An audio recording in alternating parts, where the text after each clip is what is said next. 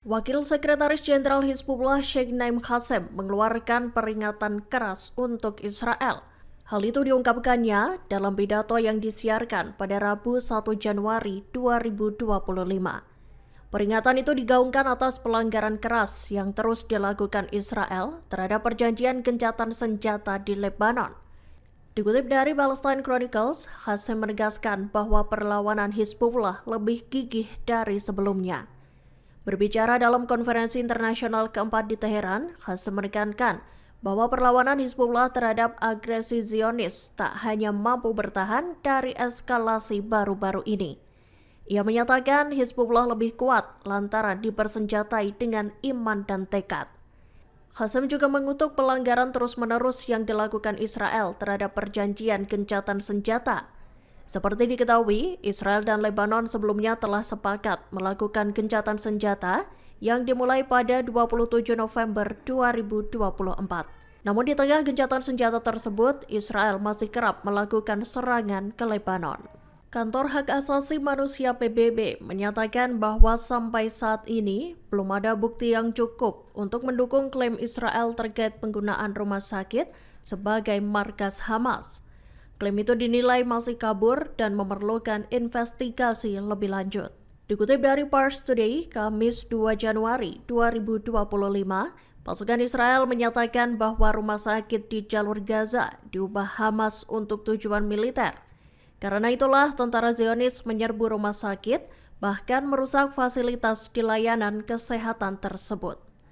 Kantor HAM PBB menegaskan, serangan pasukan Israel atau IDF berdampak buruk pada akses warga Palestina terhadap layanan medis. Dengan melakukan pemboman di sejumlah RS di Gaza, IDF dinilai berusaha mengusir warga Palestina dari wilayah tersebut. Diberitakan sebelumnya, Kementerian Kesehatan Palestina mengumumkan bahwa IDF mengepung rumah sakit Kamal Adwan dan membakar sejumlah fasilitasnya. Ruang bedah, laboratorium, unit pemeliharaan, dan gawat darurat serta gudang RS dibakar IDF. Hamas sendiri menganggap tindakan tentara Israel itu sebagai kejahatan perang. Menteri Pertahanan Israel Katz mengeluarkan ancaman keras pada Hamas Rabu 1 Januari 2025 malam. Katz menyatakan militan Palestina itu akan menghadapi pukulan hebat yang belum pernah terlihat di Gaza selama ini. Namun Katz memberi kelonggaran pada Hamas jika kelompok tersebut setuju untuk membebaskan para sandera.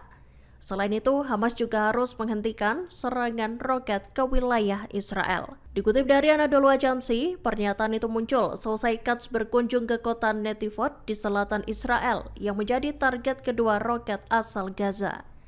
Katz menegaskan, jika Hamas tak segera mengambil langkah untuk membebaskan tawanan Israel, serangan militer besar-besaran akan dilakukan.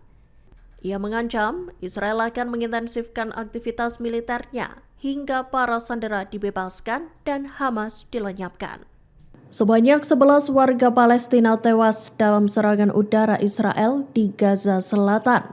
Serangan pada Kamis 2 Januari 2025 dini hari itu menyasar wilayah Al-Mawasi. Padahal wilayah tersebut diklaim sebagai zona kemanusiaan yang aman.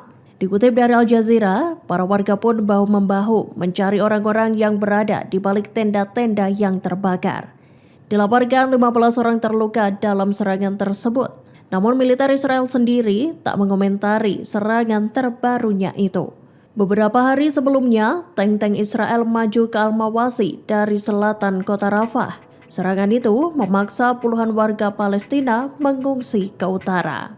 Perdana Menteri Israel Benjamin Netanyahu menegaskan bahwa pertempuran di Gaza akan berlanjut meski ada peluang untuk gencatan senjata. Tak hanya itu, Netanyahu kekeh terus berperang meski ada kemungkinan tercapainya kesepakatan pertukaran sandera. Pernyataan itu disampaikan melalui kantor Netanyahu pada Rabu 1 Januari 2025. Dikutip dari Tribun News, kantor Netanyahu menegaskan bahwa kebijakan Israel adalah memastikan Hamas tak memiliki kontrol atas Gaza.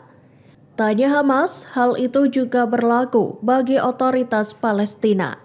Israel sendiri menginginkan solusi yang mencegah keberadaan Hamas di wilayah tersebut.